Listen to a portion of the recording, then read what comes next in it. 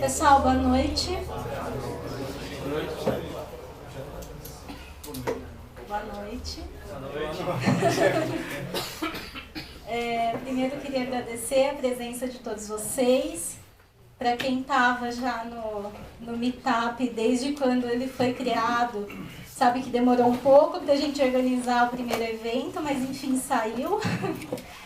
E a gente está muito feliz de poder realizar esse evento aqui, ter todos vocês aqui, é muito gratificante.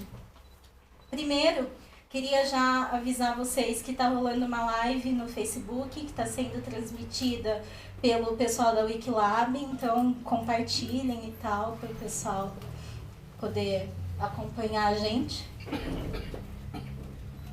Vamos lá então, se funcionar isso aqui. Se não funcionar...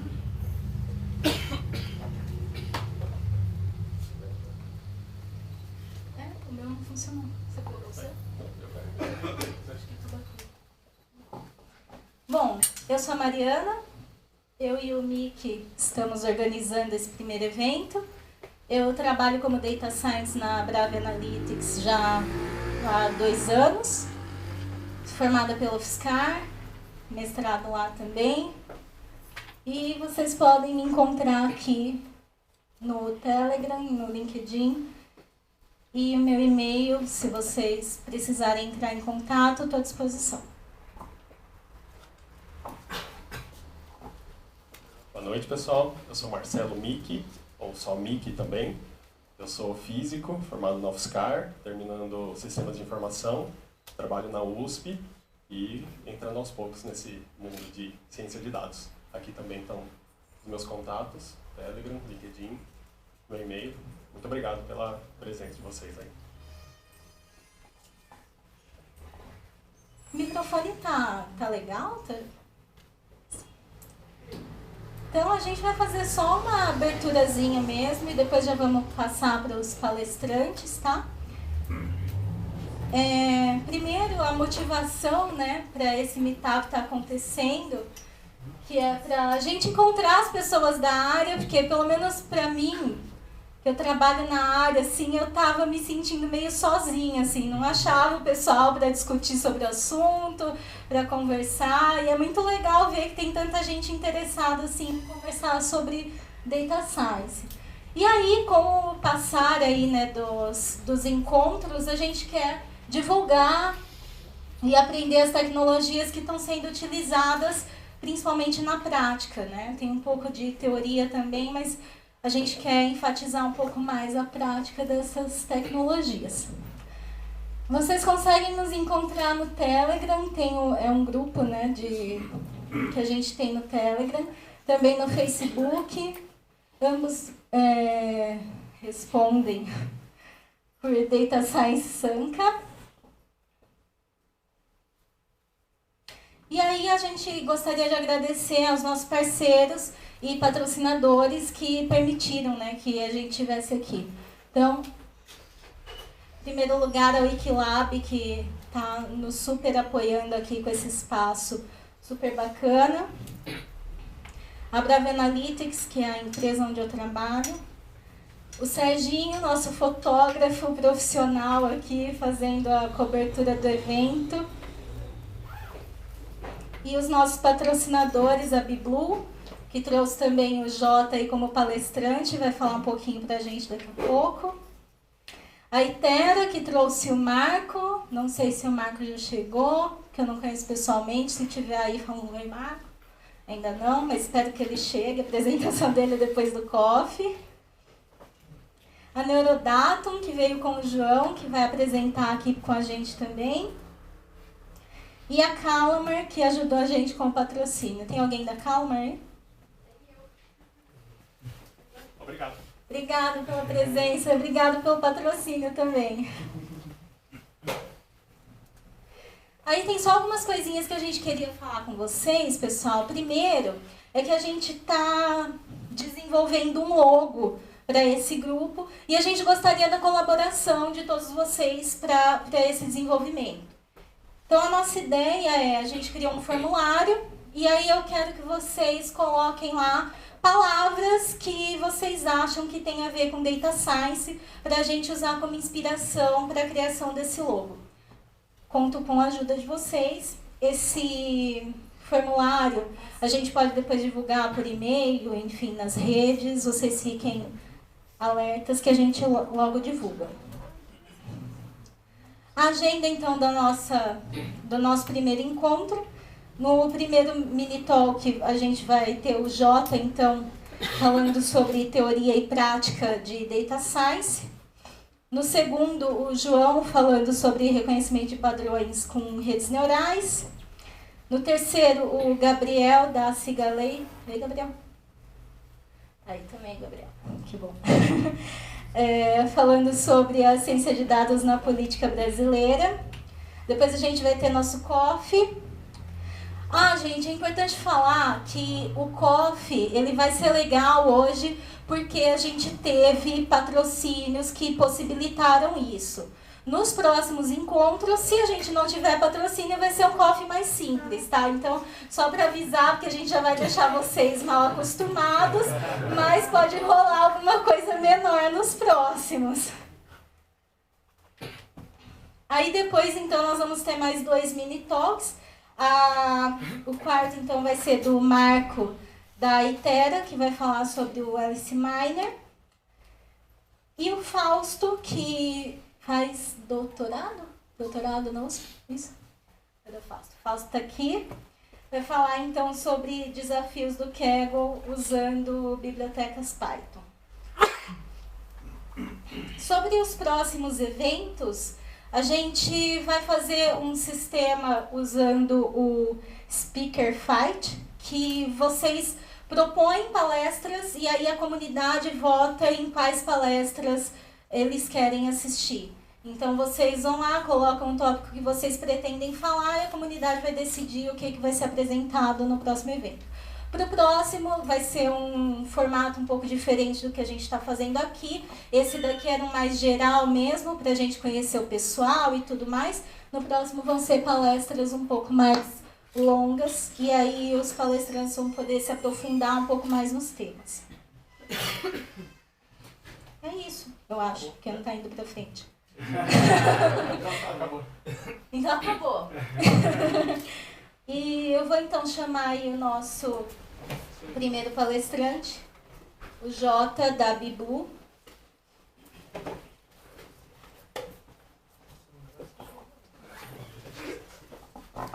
Obrigada, Jota.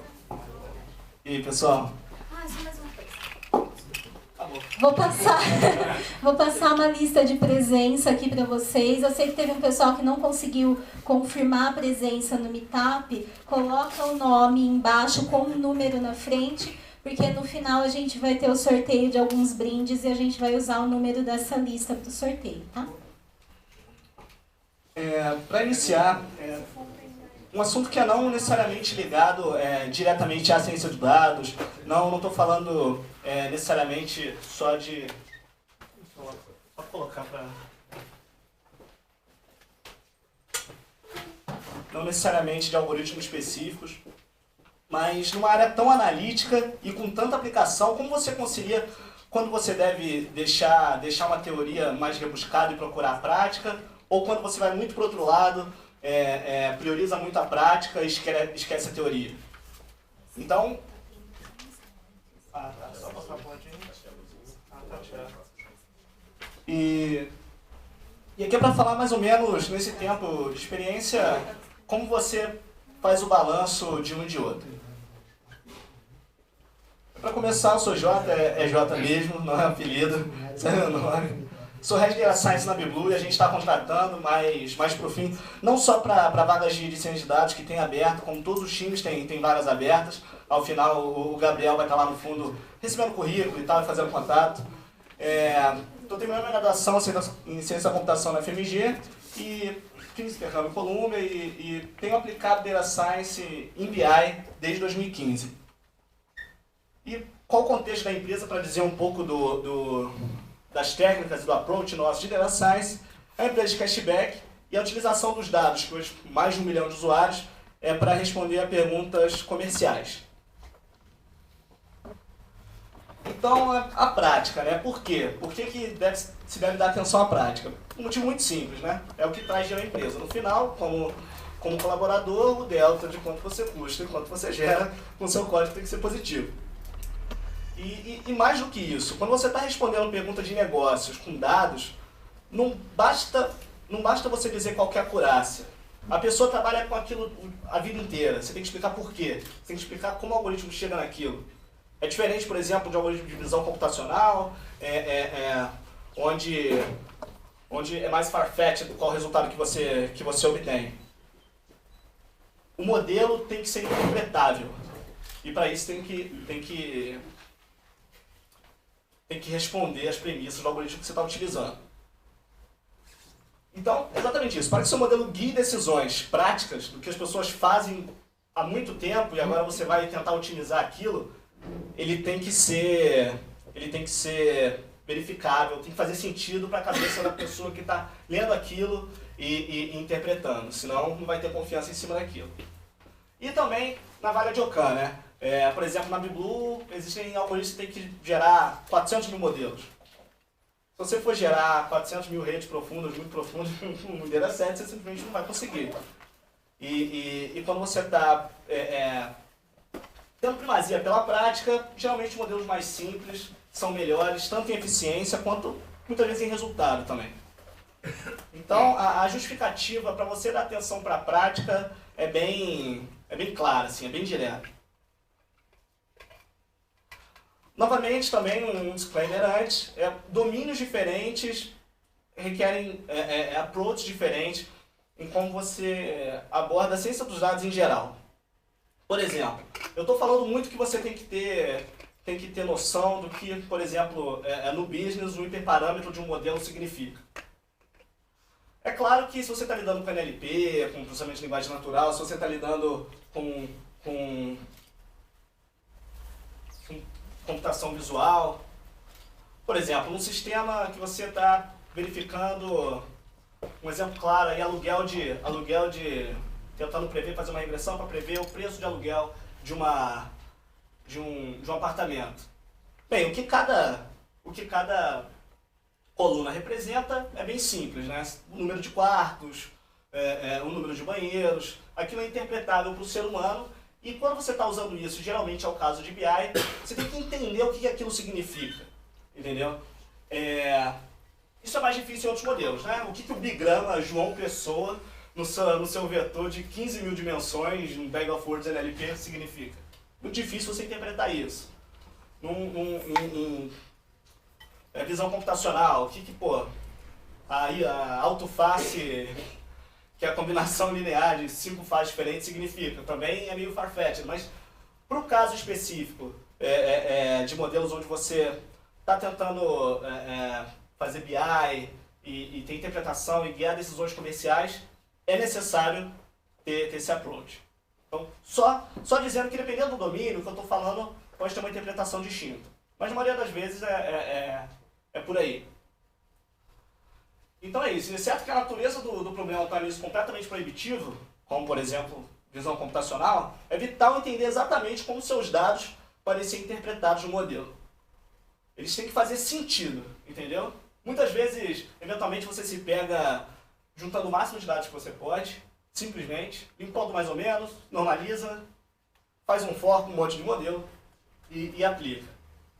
Quando você para o tempo, entende, corta o que você acha que não pode que pode não ter tanta relevância.